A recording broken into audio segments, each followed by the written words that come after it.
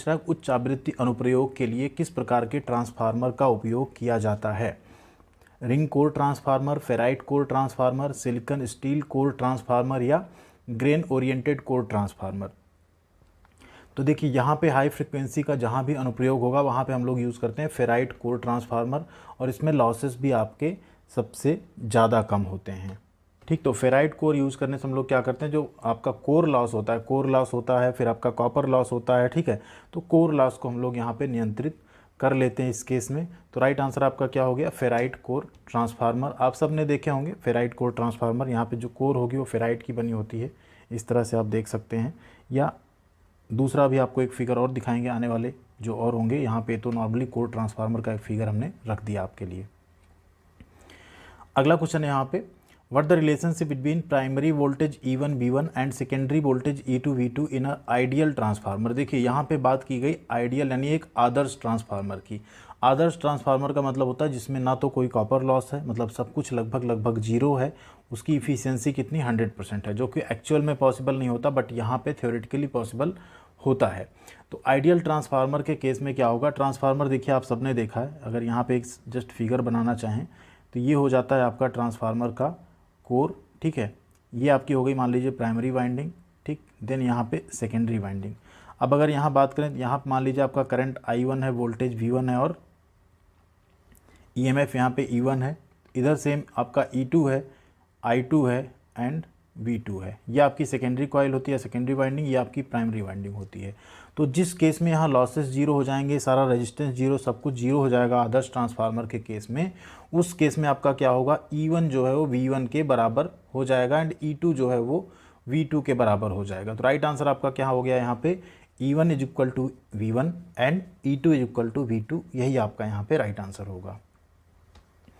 अगला क्वेश्चन है 220 number, what the function of conservator in transformer. एक ट्रांसफार्मर में कंजर्वेटर का कार्य क्या है। तो ट्रांसफार्मर में जो कंजर्वेटर होता है आप सबने देखा होगा, एक ऊपर के पोर्शन में ट्रांसफार्मर के ऊपर एक शेप जैसा बना रहता है, अभी यहाँ पे हम आपको दिखाने वाले भी हैं।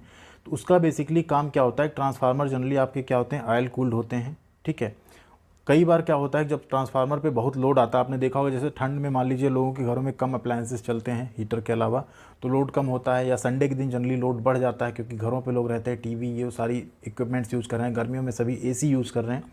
तो कई बार लोड बढ़ने पर क्या होता है, उसमें ऑयल में जो है ऑयल लेवल होता है उसमें एक्सपेंसन होने लगता है, एंड उस लोड की वजह से जो उसमें एक्सपेंसन होता है, अगर उसे हम कहीं और अलाउ ना करें तो ट्रांसफार्मर हमारा नुकसान हो सकता है, ट्रांसफार्मर हमारा फट सकता है। तो उसके लिए यहाँ पे कंजर्वेटर लगाया जाता है, वो एक्सपेंशन के बाद कहाँ पहुँच जाए, कंजर्वेटर में, फिर से लोड कम हो तो फिर से वापस कंजर्वेटर से ट्रांसफार्मर में आ जाए। ठीक है, ये यहाँ पे एक टिपिकल ट्रांसफार्मर का आप देख सकते हैं फिगर, इसमें आपको कई चीज़ें देखने को मिल जाएंगी।